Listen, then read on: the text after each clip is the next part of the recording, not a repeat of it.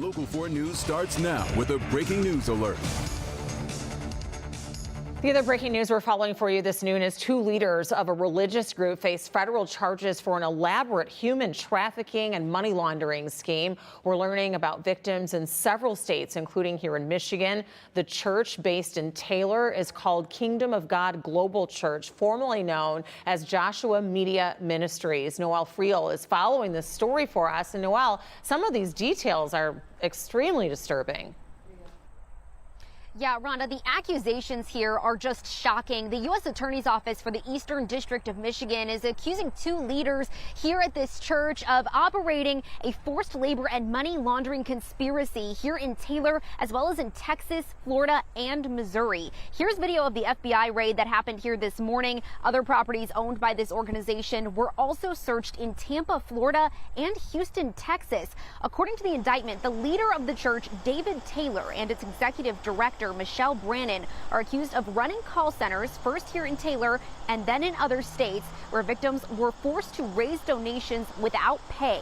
According to that indictment, victims weren't allowed to leave without permission, slept in the call centers or in a ministry house, and were given unobtainable donation goals. If those goals weren't reached, victims would be given punishments, including physical assaults, sleep deprivation, or food and shelter restrictions. The indictment alleges these call centers raised millions, which Taylor and Brannon used to fund luxury lifestyles. Both Taylor and Brannon are now facing charges of forced labor, conspiracy to commit forced labor, as well as conspiracy to commit money laundering. Each of those charges carry up to 20 years in prison. Live in Taylor, Noelle Friel, Local 4. All right, Noelle, thank you. And we do want to give you an update on the state budget, that whole process of negotiating there in Lansing. The Michigan House did pass its budget proposal, offering more than $54 billion for state programs, but the budget would consolidate school funding, which is raising some concern. Will Jones joins us now live, and we'll understand that you were able to speak with Governor Whitmer about her take on all of this.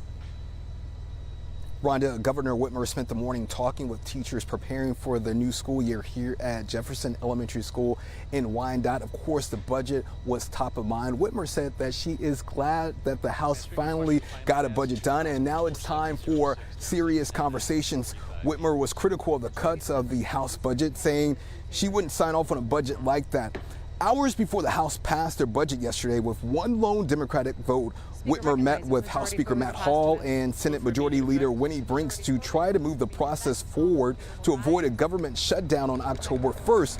Here's what the governor told me today about the challenges ahead. How confident are you that this will get done before October 1st? Well, I can tell you, nothing's going to slow down because of me. I am ready to negotiate. I am on hand. I've got all my people who have been ready for months, by the way, to negotiate. And it is time for the House and for the Senate and the Executive Office to enter into those negotiations in good faith and move quickly. Speaker Hall said the House budget eliminates waste, fraud, and abuse, and he said that the ball is in the court of Senate Democrats. He called on Senate Democrats to take action to pass the House bill. We're live in Wyandotte. Will Jones, Local 4. All right, well, thank you. Turning our attention now to the forecast and a look outside at those blue skies. Still on the cooler side, though. Yeah, but at least it's a little more comfortable than it has been the last couple of days. It was a chilly start out there, but will be a little warmer throughout the afternoon. Temperature check at this hour, just shy of 70, so 69 degrees in the city. Same in Ann Arbor and 68 in Pontiac and Monroe. We're still holding on to a northwesterly breeze close to about 10 miles per hour. But nice running weather. If you want to get outside this afternoon, go for a jog or just get outside with the kids. Will still remain pretty pleasant. 74 for the afternoon high.